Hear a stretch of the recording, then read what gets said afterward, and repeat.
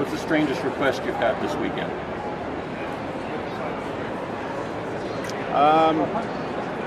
Well, actually, so far the Toronto audience has been very tame, but I have known ladies want to autograph certain parts of their anatomy with the intention of then having it tattooed. This is sometimes a little worrying, if you know where some of these parts of the anatomy are. Sorry, yes. What's the best costume you've seen today? I haven't seen any costumes today. I've seen some very good hobbits and warlords. Harry Potter is still popular. Seems like an awful lot of people go to the school that my daughter goes to as well. Same house. Yes. Hufflepuff, Slytherin, Ravenclaw, which house? Say what? Which Hogwarts house? Oh, Hogwarts. Yeah. Well, yes. Gryffindor seems to be the popular one. Slytherin, I've seen Slytherin too. It's more fun to be bad. I think so, yes. Yes, indeed. Speaking of hobbits, Lord of the Rings will have its 20th anniversary in just a couple of short years. So what are the type of memories do you think of in regards to that trilogy, especially on an upcoming milestone like 20 years? I hadn't realized, yes, of course. I went to New Zealand to start doing this in September of 1999. Good Lord. I go so quickly. Well, I was right when I got up at the very first press conference and said, having said this film is going to be one of the greatest films of all time, and two, this film will outgross the new Star Wars, at which point Peter Jackson buried his head in his hands. And the third thing I said is, and in 20 years' time, when you look back, these films will be amongst the greatest films of this century. And they are. They are. We all got older. Well, I didn't, of course, but the others, you should see the others. They look terrible. What do you think of when, you're obviously very tall, so what do you think of when you watch the movies and you're half the height of Orlando Bloom and Viggo Mortensen? I mean, the whole relationship between the dwarf and the elf is such fun anyway. By the way, I did a series, one in the first year of a series called, gosh. Anyway, I played an elf king. Is that Shannara? Shannara. Yeah. Gosh, Terry will never forgive me for getting the title of this. I played the Elf King in the Shannara Chronicles, and one of the reasons for doing it, I have to say, is that I could stand up in front of an audience and say, from dwarf to Elf King, eat your heart out, Orlando Bloom. How do you as an actor go the extra mile, John? Well, why? You don't measure it like that.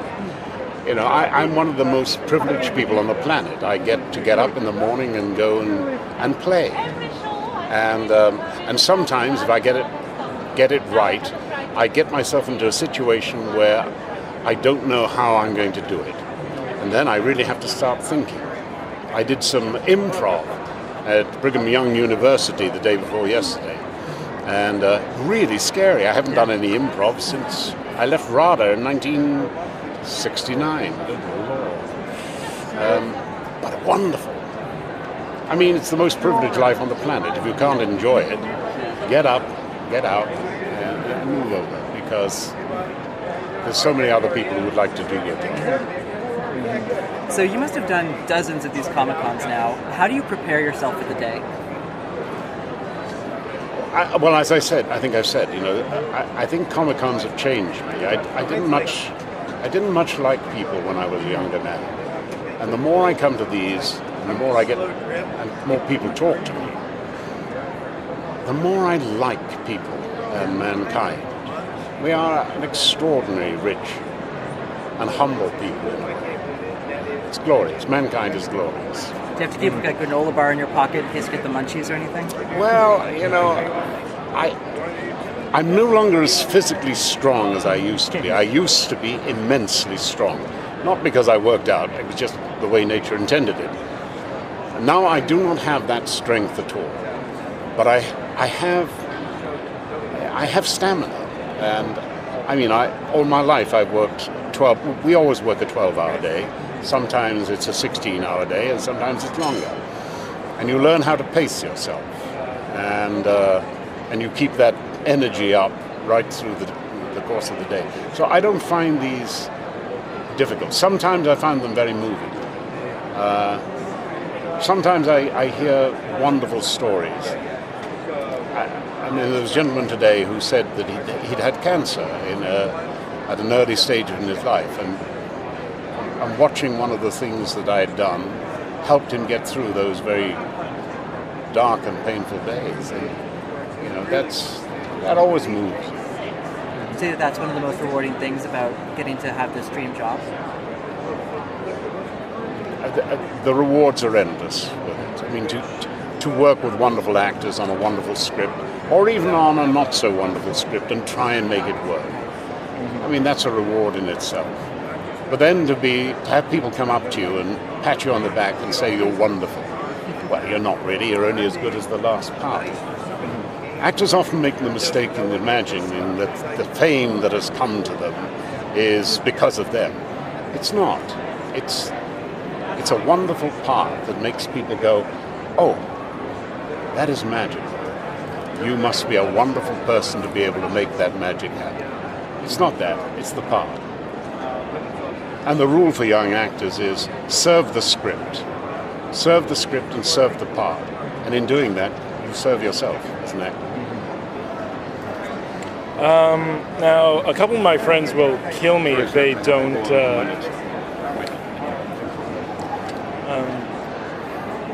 a couple of my friends will kill me if I don't ask them, or you, this, because they're big fans of the TV show Sliders from back in the day. So what kind of memories do you hold from that series? Very mixed memories. But here's something to one or two of your friends.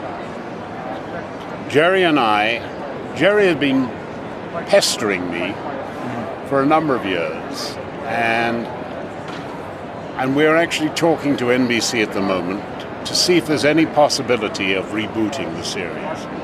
And they're looking into the basic question of who actually owns it. Right at the moment, we don't seem to be able to find that out. But I would do it again, if just to show how it should be done. It could have been the best show on television. It could still be on the air. And I think maybe if we got another chance of doing it with the new technology, but also new stories, I think we could do something quite extraordinary. I wouldn't want to spend the rest of my life doing it, but I would certainly do it for a season or two, if it was right, if it was right. But I've got other things that I want to do as well. But yeah, I can't say my memories were great, but my future memories may be really wonderful. I like that. Put that on a pillow. I would buy that. Oh, very good. So I just ran down here. Are you liking the festivities so far here at Toronto Comicon? Wonderful. It's a joy to come back to Canada. In fact, I was filming about a fortnight ago, 3 weeks ago, in Sault Ste. Marie, which is just up the road. As long as I could just peer over the top of the snowdrifts, it was very, very satisfying. Wonderful. Do you have a character? You create characters Gimli. Do you have anything in similar? You think in real life to Gimli by any chance? Any characteristics? I found the inner dwarf when doing it. Gimli is fascinating. I love Gimli. He's a great character because he is, in a way, all that is bad in us that we recognize, our xenophobia, our aggression, our hostility, our suspicion. And yet he has all the qualities that we would hope that we have. The capacity for immense friendship and loyalty and trust. And that great fearlessness. You know, how does it go? Certainty of death, small chance of success. What are we waiting for? And that's the human spirit at its most glorious. Obviously, you lucked out being one of the most iconic and beloved franchises of all time. Are there any other franchises you wish you could have been a part of or hope to be a part of one day? Well, you know, you can't be too greedy, can you? I mean, to have done Shogun and Raiders of the Lost Ark and Indiana Jones, and even a part in a Bond film, and Lord of the Rings. Well, I'm not doing too badly, and it ain't over yet, so I've got to leave something for the other boys and girls. Well, you're in Toronto right now. Do you have any favorite places here in Toronto that you like here, John? Well, you know, I travel so much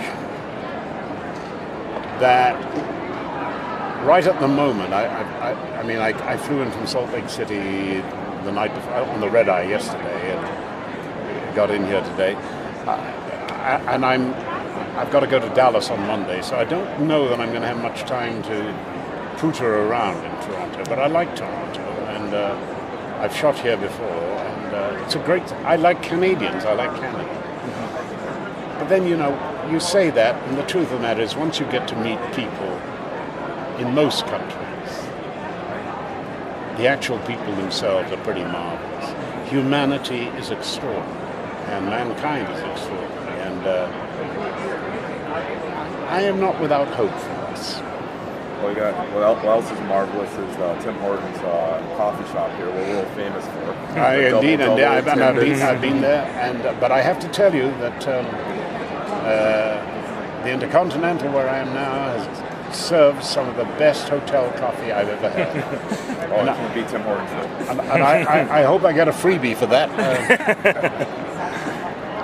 So what's your this weekend about? Anything else you're going to be enjoying during the weekend here at Toronto Comicon, John?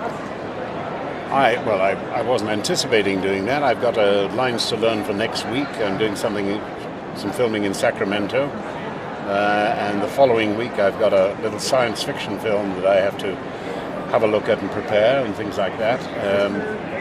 But that'll be in England, and so I'm in England on Monday. You just take it by the day. I'm also trying to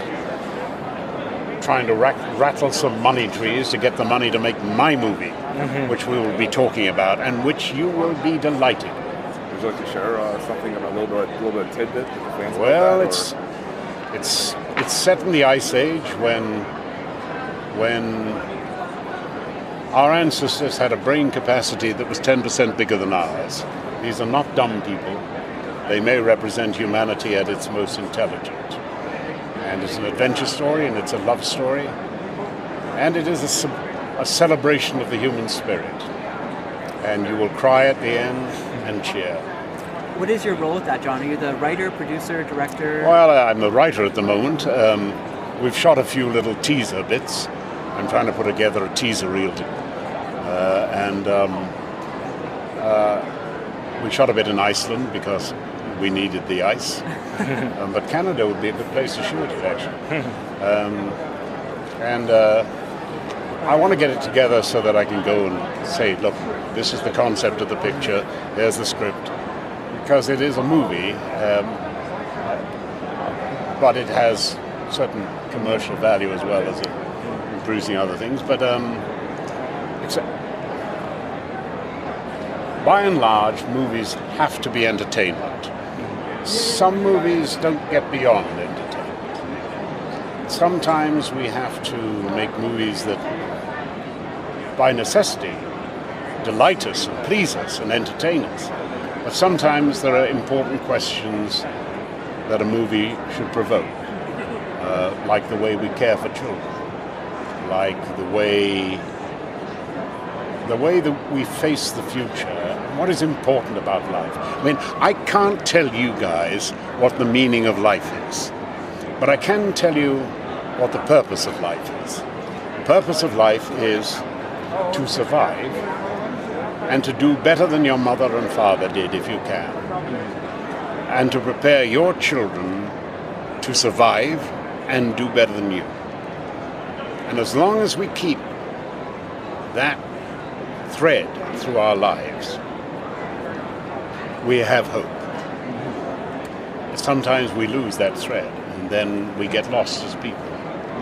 And one of the things I'm hoping that this film will do is make us look again at our own individuality and see that we are the heirs of somewhere between 20 and 50,000 generations of people who did whatever it took to make that baby, your ancestor, survive.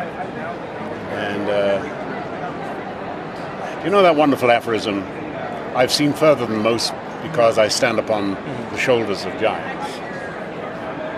We are all standing on the shoulders of giants. I hope it works out for you then. I just have one final question. Who would you love to meet at Comic-Con? Who are you a big fan of that you'd love to run into one day? The great thing about Comic-Cons is that you bump into, eventually you bump into everyone that you've ever worked with or everyone you want to work with. You know, and Trekkies I love, and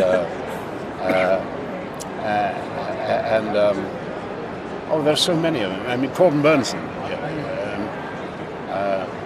Corbin's wife used to sit on my knee when she was a little girl. Her father, Howard Pays, was the very first agent I ever had. He found me at RADA, and I was with them for 18 years. And I would still be with him today if he was alive. But you know, it's wonderful. It's wonderful to meet up with your old friends and things like that on film, and then come to a convention. And but you also meet old members of the audience that you've bumped into before as well. Yeah, great fun. Great fun. Now, with your the project that you're working on, do you find a major difference between like acting in a movie compared to creating your own thing and writing your own thing and possibly directing? What kind of differences are there? I've lost my chance to direct. There was a time in my 40s or 50s that I wanted to direct. It didn't happen. And I think there's a certain time when you just have to simply say, I miss that beat, I miss that chance. But I do. There are a number of shows that I would like to see. Right, I've got a number of good ideas. I've written a number of scripts, and one or two of them may yet turn out right. But you know, it's just not enough hours in the day, and not enough years in a life.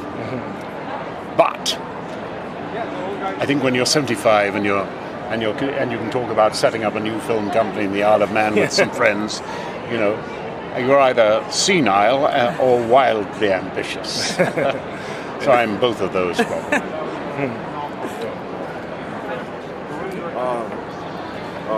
One last question is basically, do you have a favorite actor who would love to be in a movie that hasn't been in? It could be past or current. Oh, I think there are so many. I mean, one would have loved to work with Bogey or Cary Grant. I mean, I had the honor of working with Liz Taylor, for instance. I knew Jane Russell. I knew Bob Mitchum. But that was a wildly different age. I mean, wildly different. I mean, they would all have been imprisoned by now. I mean, if the press had been doing their job, they should have been doing then. But actors have an apostolic succession in a way. I mean, I worked with Gielgud. Gielgud was Ellen Terry's nephew. Ellen Terry worked with Irving. Irving had probably worked with Keane, and it goes back to David Garrick and things like that. In a strange way, our apostolic succession goes back further than Rome, back to Rossius in Rome. and probably back to the Greeks as well. And each generation of actors tells the same disgraceful stories about Peter O'Toole or something like that. And it's a great camaraderie. And it is, after all, the second oldest profession. And sometimes the two have merged. I didn't say that out loud. Very good. But,